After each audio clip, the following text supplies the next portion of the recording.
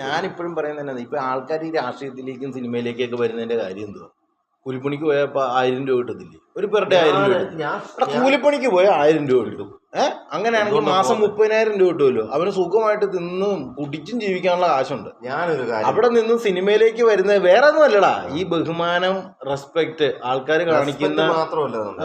Respect കിട്ടും പല പരിപാടികളും. അത് റെസ്പെക്റ്റിയുടെ വേറെ പരിപാടി പറ. അല്ല, നമുക്ക് കാശ്, പിന്നെ ഈ പറയുന്നതിന്റെ കൂട്ട് എവിടെ പോയാലും ഒരു അംഗീകാരം.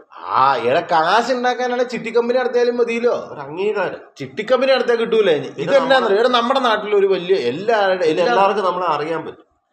എല്ലാവർക്കും അറിയണത് ഇവിടെ പൊതുവേദിയിൽ കിട്ടുന്ന അംഗീകാരം അത് ഭയങ്കര വലുതാ. ഈ പൊതുവേദിയിൽ കിട്ടുന്ന അംഗീകാരത്തിന് വേണ്ടിയിട്ടാണ് ഈ സിനിമയും രാഷ്ട്രീയവും. 100 പേര്, ഒരു 100 പേര്, 1000 പേര് നിൽക്കുന്ന ഒരു കല്യാണ പന്തല്, അവിടെ നമ്മളെ ക്ഷണിച്ചു. ഇപ്പം ഇവിടുത്തെ ഏറ്റവും വലിയ ജോസഫ് ഉമേശ്വരി കോൺട്രാക്ടറാണ്. അവിടെ പിന്നെ മലയുടെ മണ്ടയ്ക്ക് ഒരു പാറ വെച്ച് ഇങ്ങനെ വെച്ച് പണിയുന്ന ആളാന്ന് പറഞ്ഞാലും നോക്കും. പക്ഷെ നമ്മൾ അങ്ങനെ ആകാശം വിളിക്കുന്നുണ്ട്.